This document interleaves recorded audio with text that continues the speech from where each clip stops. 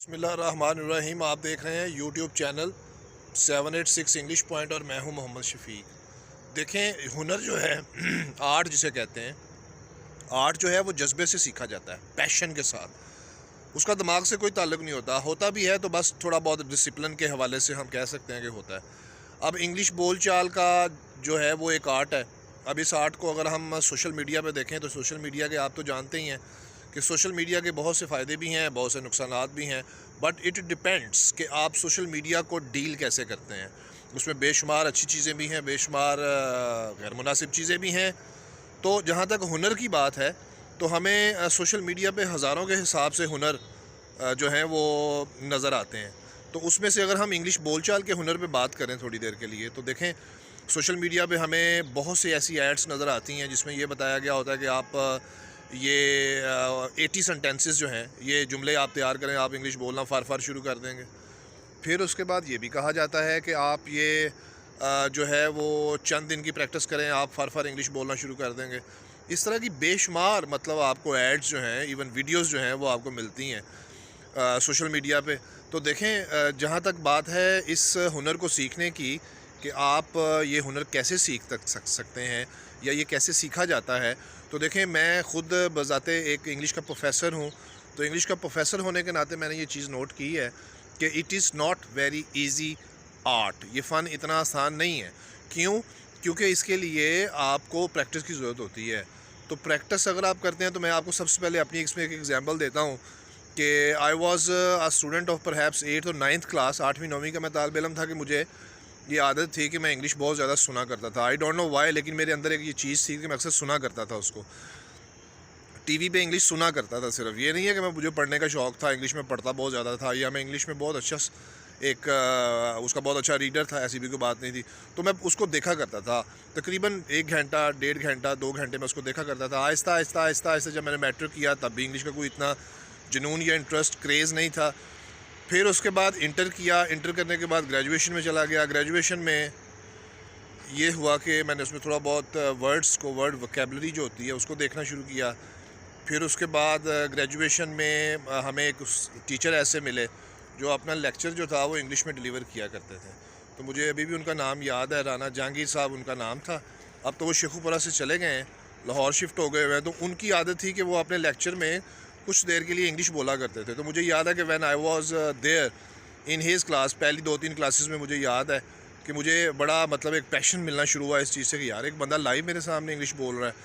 तो खैर, मैंने वहाँ से फिर आहिस्ता आहिस्ता थोड़ा थोड़ा बोलने की कोशिश की, और चलते चलते क्या हुआ कि वर्ड्स भी इकट्ठे होना शुरू हो गए, और बात करने का भी कुछ दोस्त ऐसे मिल गए साथ जो थोड़ी बहुत इंग्लिश बोलते थे, कुछ उनसे सुना करता था लाइव।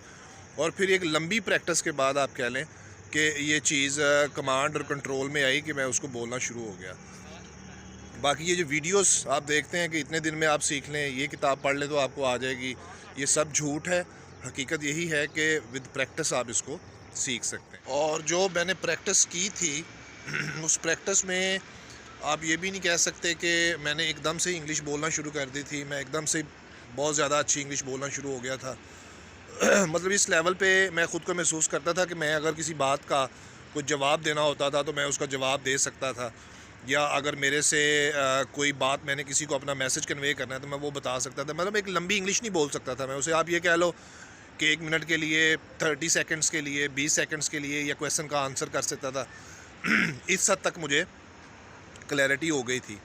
तो उसके बाद जो लॉन्ग एंड लेंथी बोलने वाला काम था वो तो ऑब्वियसली बहुत लंबी प्रैक्टिस के बाद भी अभी मेरे कमांड एंड कंट्रोल में नहीं था। वो अभी आहिस्ता आहिस्ता से जैसे जैसे मैं आगे चलता गया, प्रैक्टिस होती गई, तो फिर जाकर उसमें मैं मिसाल आपको दे देता हूँ कि अगर क्लास में स्टार्टिंग पे मैंने सीखना शुरू किया इसको या बोलना शुरू किया, तो टीचर ने एक कहानी पढ़ाते थे, और कहानी पढ़ाने के बाद थोड़ा सा इंग्लिश में उसकी समरी को बयान करते थे, और then our teacher use to ask question from the students कि आपका इस बारे में क्या ख्याल है।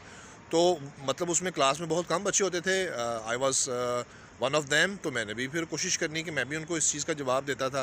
तो उसमें मैक्सिमम अगर वो पूछते थे कि बताएं आपको इसमें से कौन सा करैक्टर अच्छा लगा है कहानी में से, तो उसमें उन्होंने कहना कि जी आप इंग्लिश में बताओ उसमें। तो मैं इस तरह से थोड़ी सी कंट्रीब्यूशन कर दिया करता था कि sir, it's a very good character, the name of the character is this, and he is playing a negative role और अ पॉजिटिव रोल, इस तरह बता देता था। He seems to be a good man और अ बैड मैन, जो भी होता था वो बता देता था।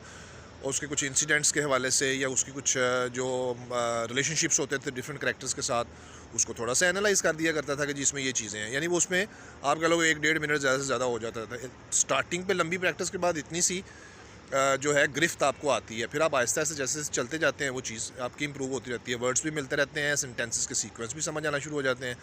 ये समंदर है, ये जो पैशन है, ये जो हुनर है इंग्लिश बोल चाल का या कोई भी ज़ुबान सीखने के लिए, इट टेक्स टाइम। मेरे एक दोस्त हैं, अतीक उनका नाम है, हम उन्हें प्यार से मलक अतीक कहते हैं। तो वो जर्मनी में हैं।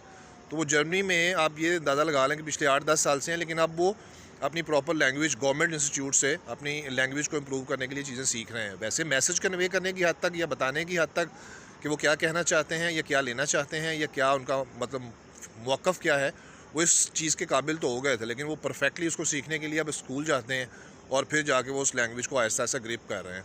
तो कहने का मतलब है कि लैंग्वेज कोई भी हो, हुनर होता है ये, और इसको सीखने के लिए पैशन चाहिए होता है, दिमाग से नहीं आप इसको सीख सकते।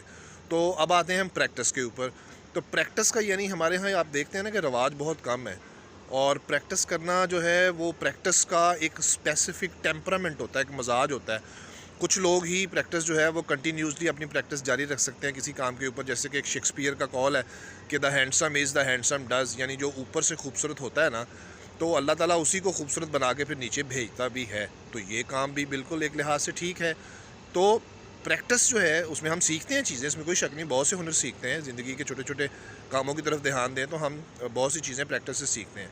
तो कंटिन्यूसली रेगुलरली अगर आप प्रैक्टिस करते हैं किसी चीज़ की, तो वो चीज़ हमें माहिर बना देती है, बिलाशुबा इसमें कोई दूसरी राय नहीं है। तो प्रैक्टिस जो है वो बहुत इंपॉर्टेंट है।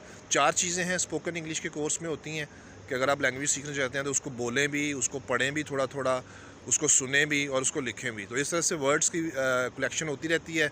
सेंटेंसेस आप प्राइमरी स्टेज से आहिस्ता आहिस्ता सेकेंडरी स्टेज पे चले जाते हैं और फिर आप फुल फ्लैज उसको बोलने के काबिल भी हो जाते हैं। तो it's very difficult task. Practice के साथ है, प्रैक्टिस का टेम्परामेंट जिन बच्चों में है, जिन लोगों में है, वो इसको डेफिनेटली सीख सकते हैं, इसको अपनी गिरफ्त में लेके आ सकते हैं। तो practice is a soul and spirit of this course, या किसी भी कोर्स जिसमें आप लैंग्वेज सीखना चाहते हैं। मेरा ख्याल है आपको मेरी बात समझ आ गई होगी कि मैं आपसे क्या शेयर करना चाह रहा हूँ। चैनल नहीं सब्सक्राइब किया हुआ तो बराए मेहरबानी चैनल सब्सक्राइब करें, और वीडियो अच्छी लग रही है तो शेयर करें ताकि आपको नोटिफिकेशन मिल सके। अपना ख्याल रखें, खुश रहें, खुदा।